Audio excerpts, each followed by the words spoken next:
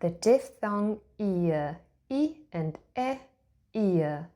A common spelling is EER in words such as cheerful, steer, peer, and engineer.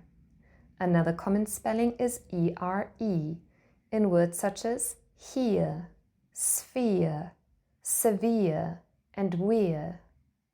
Another common spelling is EAR in words such as ear, year, idea, and near.